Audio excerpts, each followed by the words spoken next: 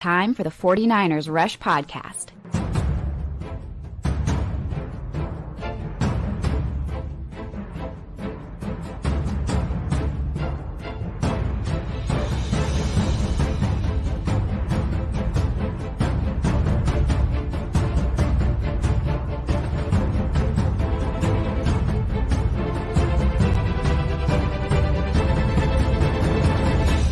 And here's your host, John Chapman. What is going on, faithful? It is absolutely incredible to be with you guys today, which I got to let you know. My whole plan was get back from Mexico, unpack, record, and get some film done. That's what I wanted to do last night. Definitely didn't go the way I had hoped for. I got home and I was beat. It was like a 2-hour drive home in LA traffic. I got home and I slept for 9 straight hours. I was exhausted. So woke up with a big smile on my face, jumped into film this morning, and it has just been an absolute blast. And so, like, I absolutely love being with you guys today. I understand the World Cup's on. I get that. But it's a short week, especially with the game on Monday, traveling for all day Tuesday, and then we got Thanksgiving tomorrow with a bunch of games. We just got way too much content to get through. So wanted to jump on, talk through lots of things. I get it. Yeah. Canada and Belgium's on right now. Yatsik's never going to forgive me. I love international play so much. I really, really do. I want to be watching it for the rest of the day, but I had to turn it off. I got to go live. Just got too much to talk about today. So I want to focus primarily on today's episode, the 49ers offense, which has probably received the correct amount of criticism. I don't know, but a lot of criticism, whether that's Kyle Shanahan, the quarterback position with Trey Lance, Jimmy Garoppolo, the run game, lack of explosives. Why can't you score so many points with all these weapons? I've now finished the first and second half offensive breakdown for our Patreon. The first half's up now. The second half is loading as we are recording this live. So that's going to be available later today. It was the funnest film. The most fun film, funnest I don't think is a word, the most fun film I have ever gone through since Kyle Shanahan has arrived. It was the best game. It was the best game. The least amount of errors, there were errors. The least amount of mistakes, there were mistakes. It was the best film. They always tell you that the film doesn't lie, right? That it's never as good as you think it is. It's never as bad as it was better. It was better than I thought it was. It was just, it had everything. it had everything. It was wonderful to go through. So if you want to catch every single snap, if you want to catch every single play, if you want to see all those different things, all you got to do is just head over to our Patreon. It's also the best way to support the show. Patreon.com/49ers Rush Podcast, or just search 49ers Patreon on Google and you will find it. But now, if you look at it from a play-by-play perspective, I think that it tells the same story. And we're going to be going through some of the grades. What is up, Tommy? My man, Tommy. I appreciate the gift, dude. I love Tommy. We talk all the time through Twitter and DMs and whatnot. He says, trap game with the 8s. He's always looking forward, man. Always looking forward. He's a musician. He can't help it. Yeah, it fits the bill of a lot of, trap game, whatever. You're playing a lesser quality team. A team that you should beat, no doubt about it. The Saints are a bad football team. They just beat up on the Rams, but that's not saying much. There's no doubt about it. It fits a lot of things because you just played in one of the biggest games of the year, prime time, Mexico City, international, dominated. It's an easy letdown game. Now, the Saints are a very good football team defensively. Offensively, they've got some studs. And, this was brought up where it helps having the stars on the Saints team, Alvin Kamara, Chris Olave, who should be rookie of the year offensively. It helps having those guys over there because then it's like, okay, yeah, Andy Dalton sucks, but he did just throw for 3 touchdowns, I think, in a winning effort against the Rams defense. So I'm hoping there's enough there for the 49ers to be like, man, they got Cam Jordan over there, who's I can't stress my level of respect for him. By far one of my favorite 49ers. Been doing it solidly for the last decade. They got Lattimore. Their linebackers have been really, really good, even though they're missing some guys. Their safeties, like they have star power. And there's been a lot of history with the Saints and 49ers. Now, excuse me, most of the games have taken place in New Orleans. This one's in Santa Clara. And you're right. If you look at the 49ers schedule, it does kind of fit in a weird spot because after the Saints, who again, not a good team, you got Dolphins, Bucks, Seahawks. The three most important games left on your schedule are on the next 4 weeks. Saints doesn't necessarily fit that, right? Like they haven't been a quote unquote good football team. They're a 4-7 team, just like the Arizona Cardinals that you just destroyed. But they did just beat the Rams. Take that for whatever it is that you want. And so, yeah, I don't know if it fits the trap game, all that stuff, because it is a conference game. You remember last year, the reason why you got into the playoffs was because the Saints, they were nipping at your heels the whole time. If you lost that week 17 game against the Rams, I think it was week 18, the 17th game last year, Saints would have been in the playoffs, not us. So, like, this is just one of those extra ways just to kind of, put your foot on the throat of a conference. I would call them somewhat of a rival the past 10 years for the 49ers. Yeah, so I don't know. It's going to be interesting. 49ers are going to be tired. That's the thing that stands out to me. I'm exhausted. I have been exhausted. Like traveling now again, do the 49ers have to wait, for a 3-hour international flight or wait 3 hours to get on the international flight and then all that stuff and, take a shuttle to get your car and all that. Like, no, they don't have to. It's a little bit different, but like I'm exhausted. Now I was partying and drinking way too much. What's up? Slick. I love it. He says, props to you, Mr. Chapman, for what you do with the content and all the rush road trips. I know it's not easy, especially out of the country. It was rough, man. It was a lot of stress, but the whole plan was, and this is kind of what we are, right? We want the fans to have a better experience. What is this podcast and this show turned into? Make your game days better, right? Your fan experience better, educate you guys, and bring people together, community, whether that's through giveaways, whether that's through road trips, whatever. So our whole plan was in Mexico, take all the stress away, or at least as much as we could, and try to put that together. And it was such a success. I really do believe that everybody that came out, overwhelmingly positive. It was just a really, really good time. So thank you for those that did come out. Absolutely loved just all the connections, man. Met so many people. It was cool. It was really, really cool. So thank you to all those that participated. And if you guys did go and you got pictures and videos, share them with me. Email them over 49ersrushpodcast@gmail.com so that we can share those, put those together, make maybe a little video or something like that. But let's go back to these grades on the offensive side. Got to start off by talking about Trent Williams. Maybe the best game he's ever had. Matt Mayoko, he was kind of the first one that tabbed that. He had a 94.4 grade. Now, 90 is elite. One of the highest grades ever for a player this year. That's how good he was. And the film backed it up. That dude was throwing people around like crazy. And shout out to Spencer Burford. Now, if you look at the grades, the two lowest starters were Mike McGlinchey with a 48.8 grade and Spencer Burford with a 54.3 grade. Now, both of them had perhaps not the best run block plays, but man, Burford pancaked J.J. Watt twice. Once in pass pro, he did the Trent Williams back club, put him face first to the ground, and again on the quarterback sneak that Jimmy G did on 3rd and 1, put him on the ground. So I think I saw J.J. Watt get pancaked 4 times throughout the game, which I think Banks got him 1, Trent Williams got him 1, and Spencer Burford got him twice. That's saying a damn lot. Imagine being a rookie in the NFL and you pancake or put on the ground twice a Hall of Famer like J.J. Watt. And you know what else was crazy? They never put J.J. Watt really on top of Mike McGlinchey at all. You go back to the last year game when the 49ers lost, right, to the Colt McCoy-led Cardinals. J.J. Watt ate Mike McGlinchey's lunch. They didn't really put him over there much. And Mike McGlinchey, not a lot of mistakes. He did have a couple like whiff blocks where he didn't touch one player on a play, but they were not in pass pro.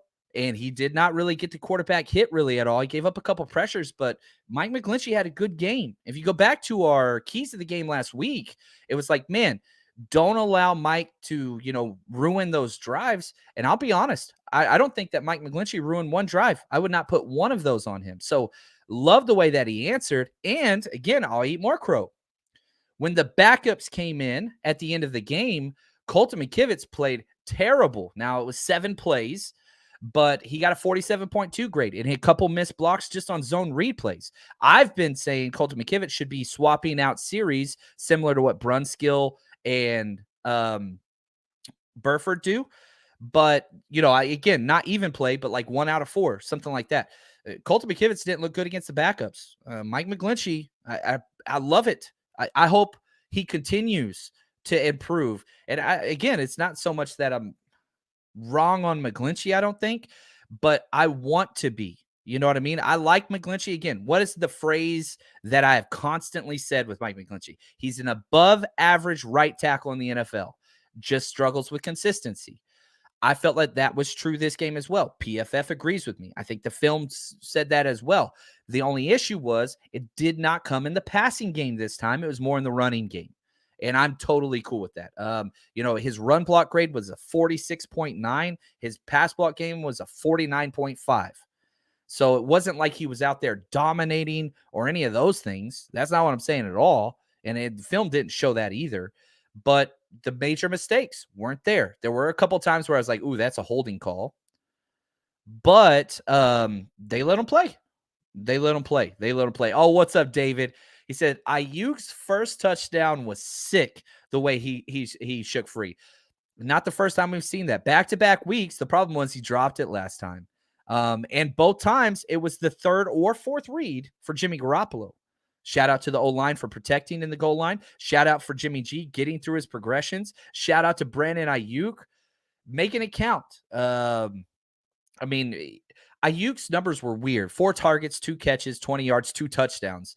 But yeah, he did that whip route where he breaks out, spins back, and comes under. Just created so much separation. Ayuk is such a skilled route runner.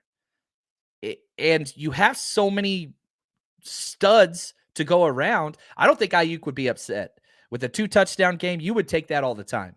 If you ask Brandon Ayuk, would you be happy with this stat line for 17 games throughout the year? Yes, sir. 34 touchdowns, 2 touchdowns a game, 17 games. Yeah, I'll do that. I'll take that. And the offense just looked great. It really, really was. Now, let's talk about why. Okay, I want to bounce back and forth this episode between why the offense is doing well and talk about how the offense is doing well. Because I think we all know, since Christian McCaffrey showed up, everything different. It is big time different. He has elevated the play and play calling of Jimmy Garoppolo to a point that we have never seen before. We've never seen it before. If we just look at here, I'm going to open this up. Let's do this. We're going to do this. Okay. I wasn't planning on doing this, but I think it's important. If we look at the point in which Jimmy Garoppolo and the 49ers, I think this is probably more important. Since the 49ers traded for Christian McCaffrey, I almost want to throw out the Kansas City Chiefs game, right? Because he didn't even have one practice. He played the first half exclusively, couple snaps second half, but wasn't part of the game plan. If you just look at Jimmy Garoppolo since the trade, and again, if you want to include the Kansas City game, I don't think that it really throws off these numbers. So let me just detail what his numbers are in the Kansas City game. Jimmy Garoppolo, okay? 25 of 37, 303 yards, 2 touchdowns, 1 interception, had a 99.3 rating, was sacked 5 times. That was the issue, okay? The sacks and the turnover, but beyond that, the defense got destroyed. Dre Greenlaw gets injured. They could do whatever the hell they want. So I do not put that game on Jimmy Garoppolo at all. But the numbers wise, you look at the next 3 games. Jimmy Garoppolo, 2 touchdowns, 0 interceptions, 3 sacks against the Rams. Okay. Next game against the Chargers, 0 touchdowns, 0 interceptions, 1 sack. Then you look against the Cardinals, 4 touchdowns, 0 interceptions, 0 sacks. So if we compile those, which I did not do, these are the simple stats. In the last 3 games, 6 touchdown passes, 0 interceptions, the most important, 4 sacks. That's in 3 games. The 49ers dominated all 3 of those games. Dominated. Combined scores 31, 22, 38 for the 49ers offense. That's stupid. That is absolutely just asinine with what they're doing. It's this is what we have all wanted. All of the criticisms, all of whatever.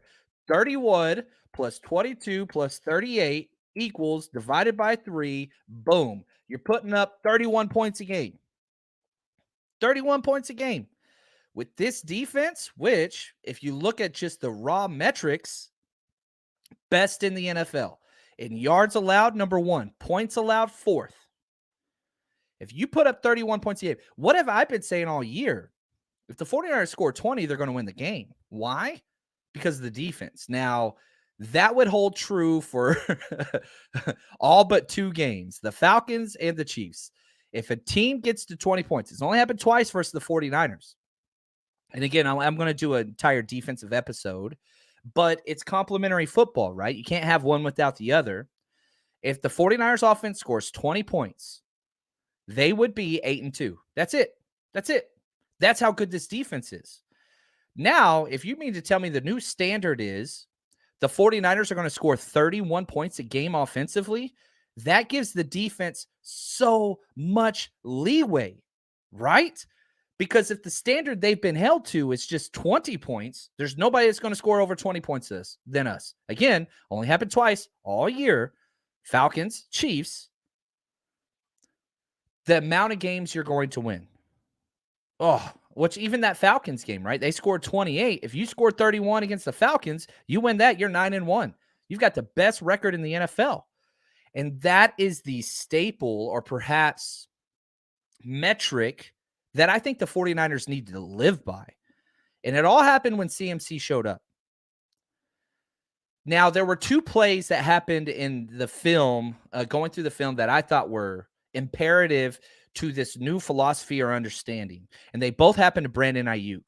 One of them was on a post-wheel route where Brandon Ayuk was the wheel, and he beat his guy. The corner sat and wide open down the sideline.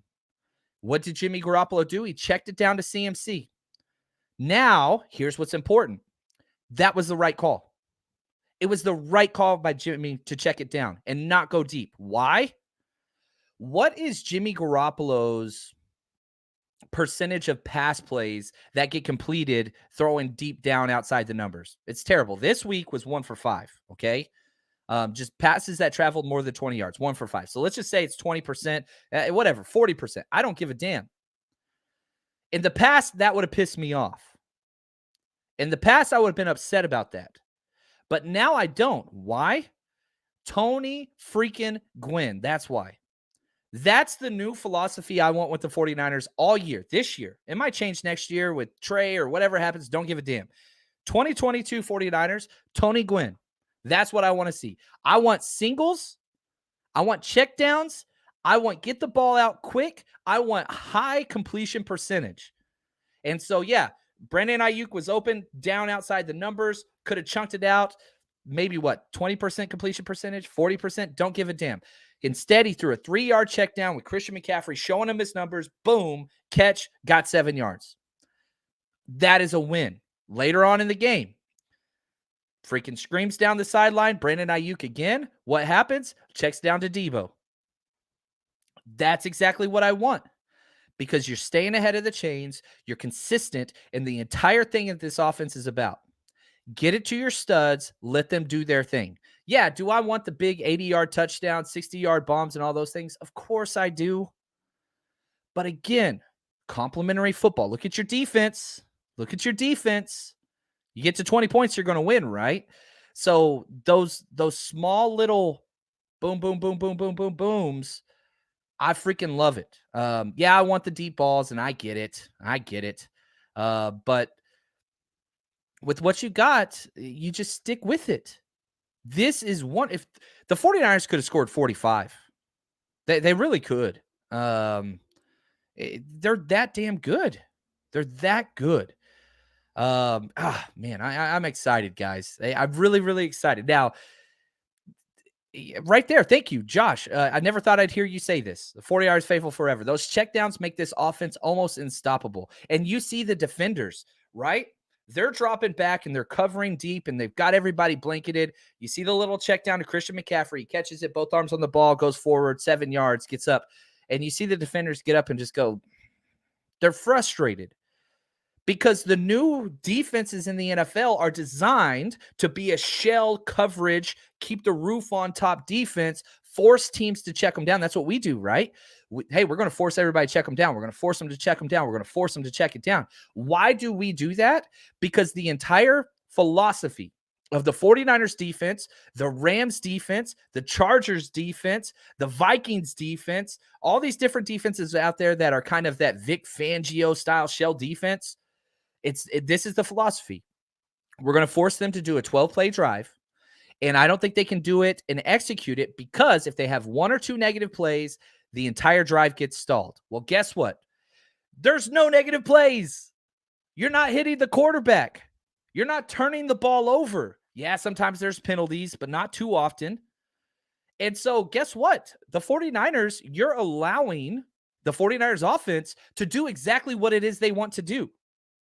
Hey, go ahead. Keep backing up 2 high safeties against Jimmy Garoppolo. Please. Please. That's the dumbest damn thing you can do. Go ahead. Awesome. No problem. Check down, check down, check down, check down. And it works. Brandon Ayuk's touchdown pass was a 4-yard slant route, the second one.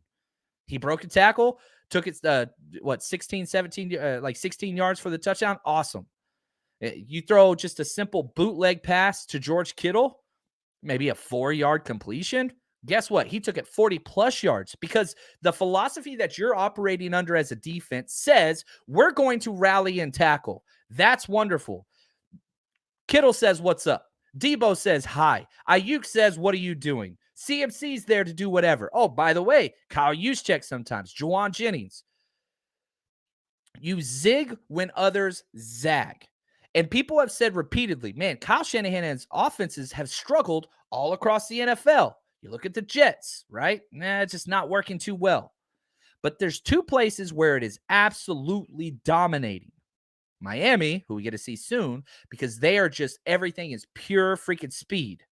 Then you have the 49ers, and it's all yards after catch, breaking tackles. Both are working with quarterbacks that, let's just be honest, are nowhere near the top of the list whenever you're looking at physical tools. I'm not trying to throw shade on Jimmy Garoppolo. I'm not trying to throw shade on Tua. But again, if you look at them, neither one of them have strong arms. Literally, both of them, not in the top 20 as far as arm strength. Not in the top 20 as far as mobility. Not in the top 20 as far as physical build, size, height, weight. That's not who they are, right? So you don't design Jimmy Garoppolo or Tua in a lab. But why are they the best offenses recently? Because the scheme works. Figure out how you want to manipulate a defense that wants to play soft shell coverage, and then you push it all in. Dolphins said speed, and it's worked. 49ers said bully mentality, and it has worked because everybody fits that mold. And so, yes, back to what Josh said. Checkdowns make this offense unstoppable. And it's been fun to watch, man. I can't. Here's what's funny. So, I pack all my stuff and I take it to Mexico. I come back. I wake up early. I set up, plugging in all my cameras and stuff. I record the first half breakdown. It was like 35 minutes.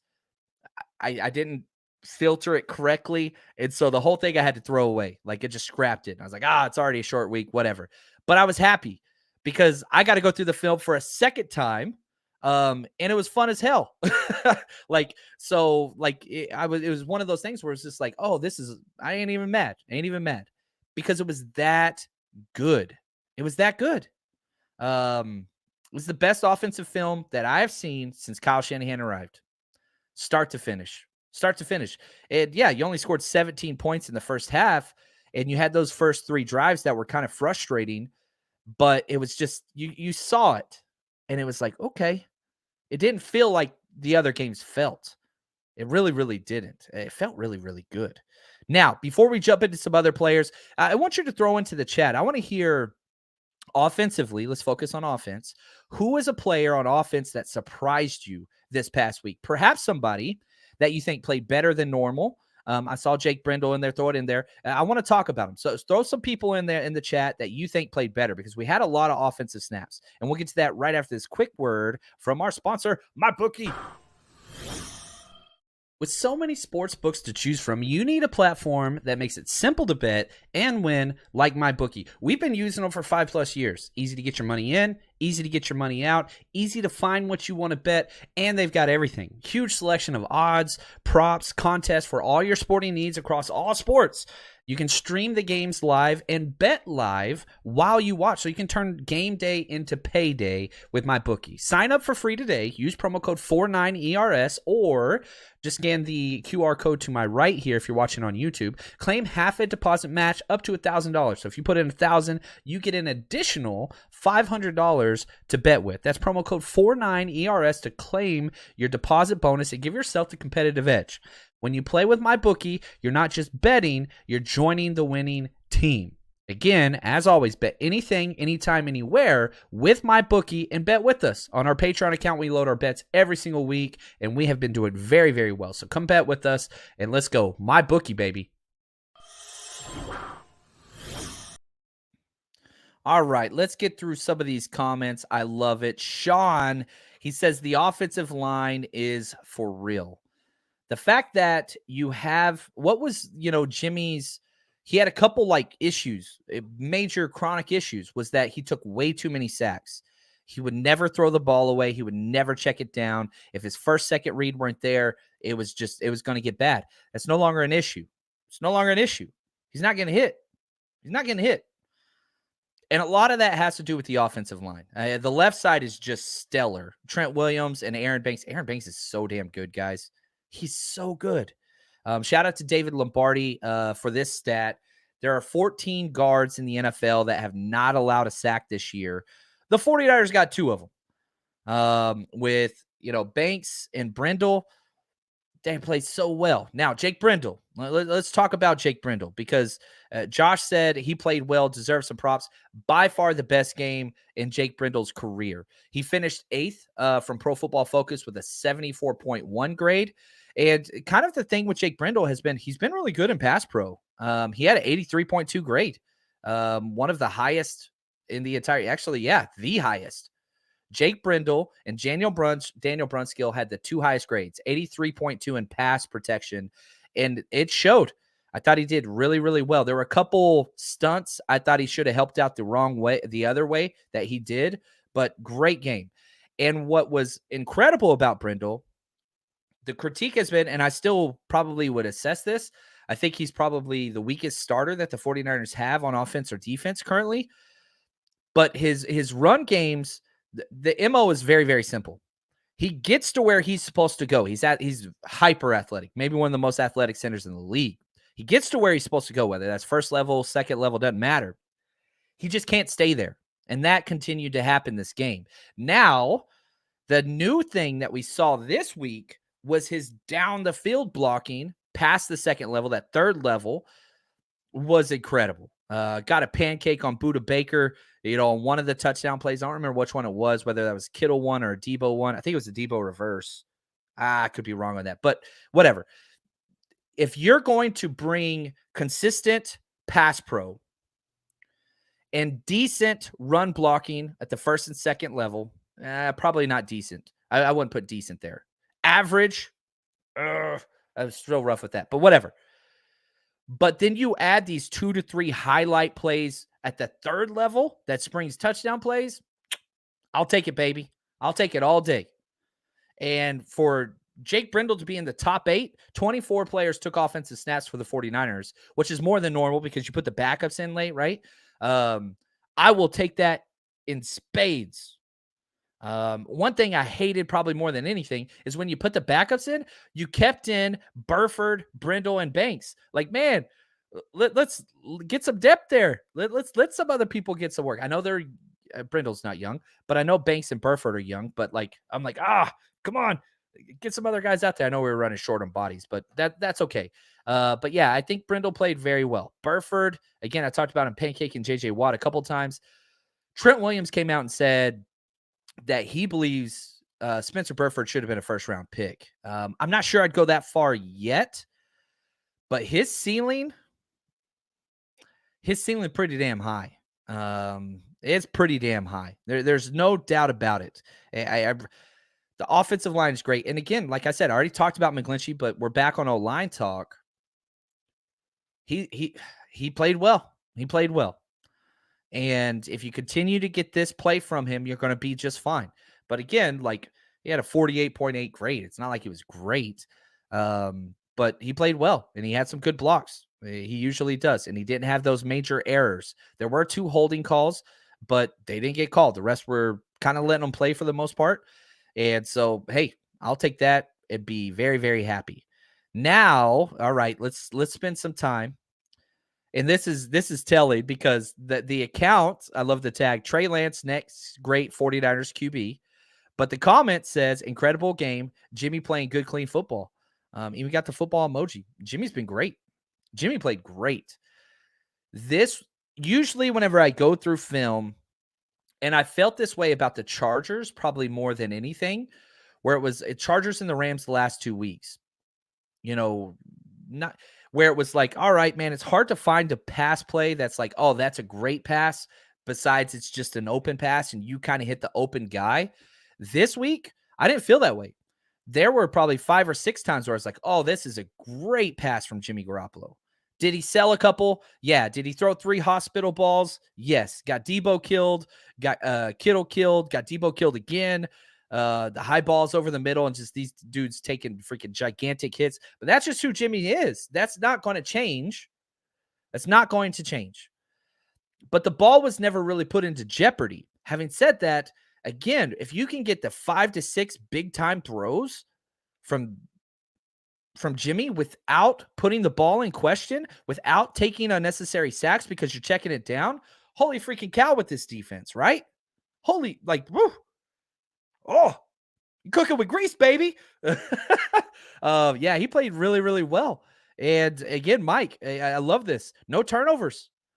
We ain't baking cakes up in here, baby. I love that comment. That's awesome, Mike. That is incredible. I really thought Jimmy played well. I really, really did. And, you know, not only has he likes to play against the Cardinals. There's no doubt about it.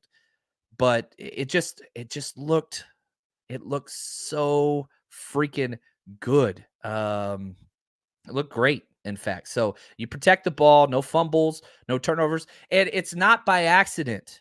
Whether it was CMC, whether it was Debo, whether it was Ayuk, whether it was Elijah Mitchell, you saw 2 hands on the ball consistently.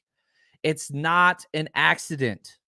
It is not an accident that all these plays are happening the way that they are.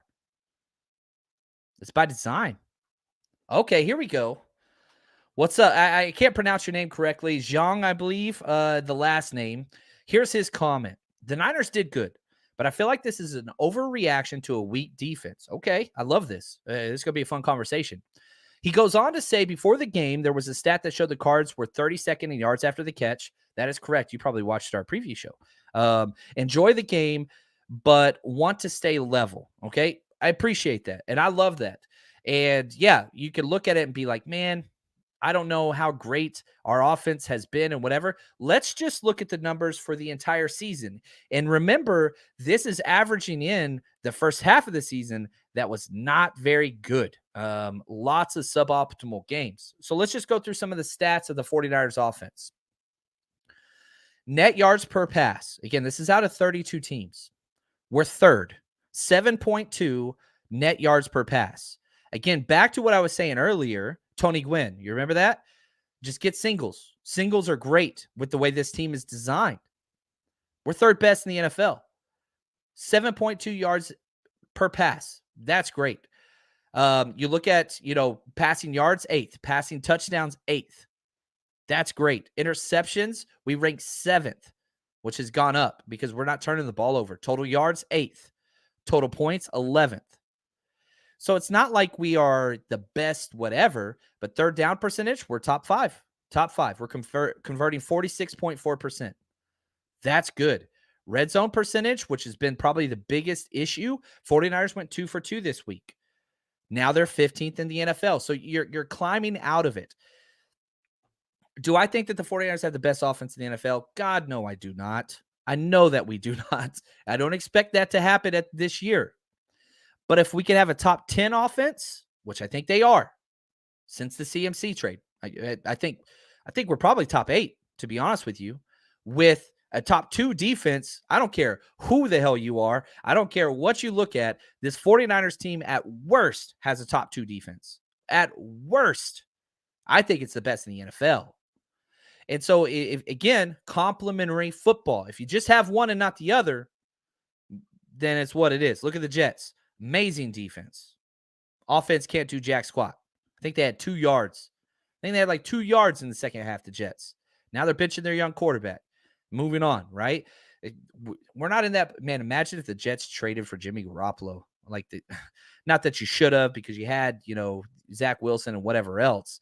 But, yeah, I don't know. Mark, staying with this. He says, Joe Buck said he would build his franchise around Kyle Shanahan. I'm not the biggest Joe Buck guy. He kind of gets on my nerves a little bit.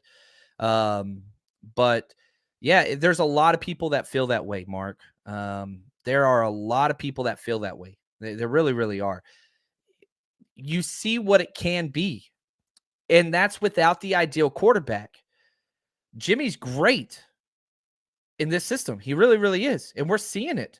What Jimmy has done the past 3 weeks is awesome. Where they're, again, it's against Rams, Chargers, Cardinals. Not great teams, but, again, it just feels right. Yeah. Faithful and grateful. Man, I love that one. That's a solid tag right there, my friend. He says, what the offense is doing now just feels right. Ooh. Yeah. Now, a couple people we haven't talked about. Alpha P900. Elijah Mitchell. Whew. Elijah Mitchell's good, man.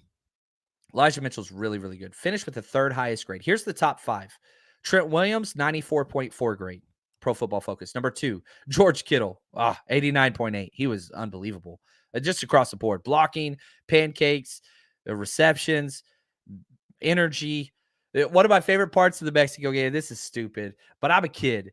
Somebody made like an awesome paper airplane, and it you could see it from where we were sitting, just fly in, whatever else. I don't know if it caught it on the broadcast film, but it landed on the end zone right next to George Kittle. And it wasn't a play that was designed to George Kittle. I think it was right after a kickoff touchback, I think it was. So the offense is coming on the field, and somebody throws a paper airplane, whatever, don't do that.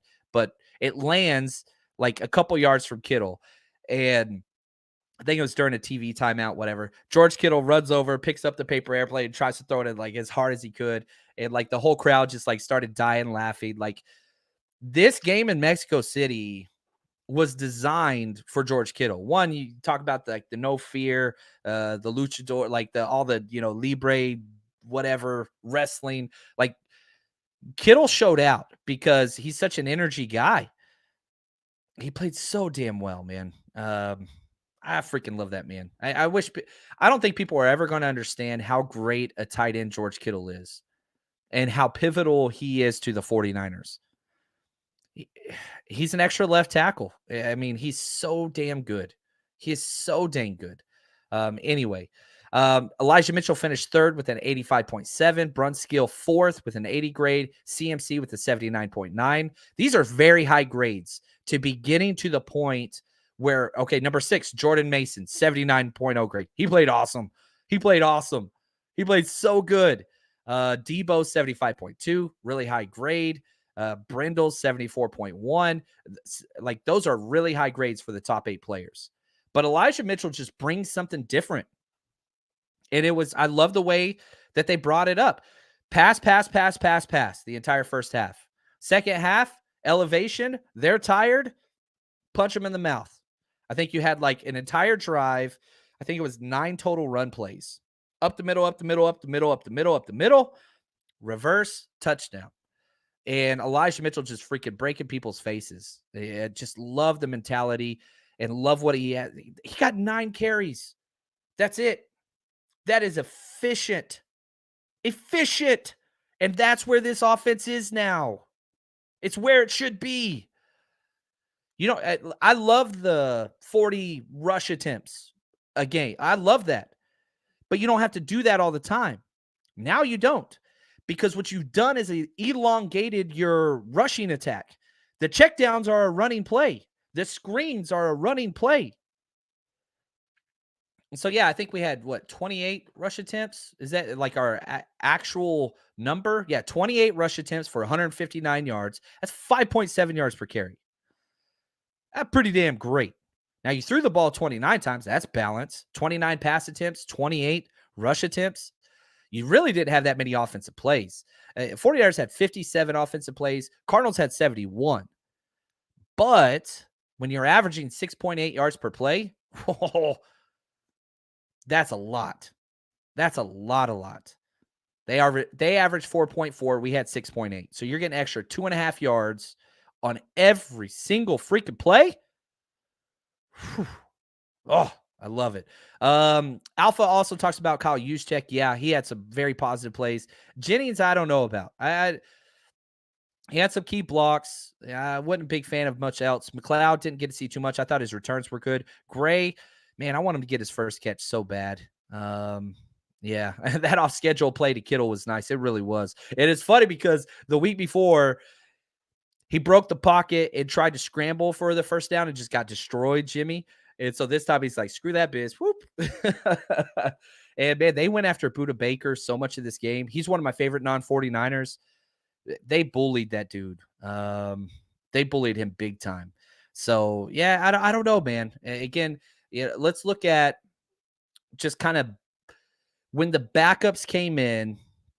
I talked about how McKivitz didn't do much. And again, you look at the bottom grades. I don't consider Juwan Jennings a starter. He got 22 out of 58 snaps. He finished with the lowest possible grade of 46.3. Colton McKivitz, 47.2. McGlinchey, 48.8. We talked about him. Burford, 54.3. Gray got 10 snaps, 54.8. I don't know, man. I really feel offensively, this is a pretty damn good team, man. I really, really do. Daryl, what's up? He says, love it, family. Our O-line is taking care of business. They are. They are going to be going against a much better team defensively in the Saints. Johnny, what's up, man? He says, glad you made it back safe. Yes, I did. I had a great trip, man. I really, really do. Mexico was awesome. If you cannot find a way the next time the 49ers play an international game, if it's the only game you make, strongly recommend it. It's just different. And it was awesome. And, I want to wrap this up real quick. And Johnny, with this comment, I only saw a couple big missed opportunities, right? We talked about that a little bit earlier. Ayuk had 2 where he was kind of running free, both on the same drive when we kicked a field goal. Overall, incredible game. Was it perfect? No. It's hard to have a perfect game. But dude, I really felt like this was just a badass game. What's up, Perk? I love it, man. And we're going into Thanksgiving. And, I don't want to be too cheesy, but, man, we should be thankful for this. The 49ers are pretty damn exciting. They're pretty damn dangerous. Who out there, let's ask it this way. If you look across the NFC, you could throw in the NFL, I don't care. Who are you scared of? I can tell you who every damn team in the NFC is scared of. It's the 49ers. Do you think they're scared of the damn Vikings? Good God, no. No. Are they scared of the Giants? No. I think they're scared of the Cowboys. That defense is for real. I think the Eagles pose some interesting issues. But I guarantee you this. Nobody. The 49ers are first or second on everybody's list. And probably way more firsts than seconds. If you asked every team, you can play any team in the NFC, who's the team that you do not want to play the most? 49ers are going to be one. There's 16 teams in the NFC. Probably 13 teams will say, I don't want to play the 49ers. Like 13 out of 16. We're one of them. So that'd be 13 out of 15. Like, I think it would be that high. We're the number 3 seed. Currently, man, I again, if you just look at the standings and whatever, the 49ers are currently 3rd. Now we're tied 6-4 with the Seattle Seahawks. I get that. And we would be playing the Giants if the playoffs started today. There's still a lot of football left, thank God. And we're going to a lot of these. The 49ers Rush road trip, we ain't stopping, baby. We got 3 more trips. God, it's crazy. We traveled so much this year. Our next big party, am I going in order here? Yeah, December 4th is going to be the Miami game. Our Saturday party is going to be awesome. We're out at the Mission Peak Sportsplex out in Fremont. And we've got, this one's going to be different because we're doing a joint party with a couple of Niners Empire. We're working together with them, which I'm excited, Forever Faithful, and some Miami chapters.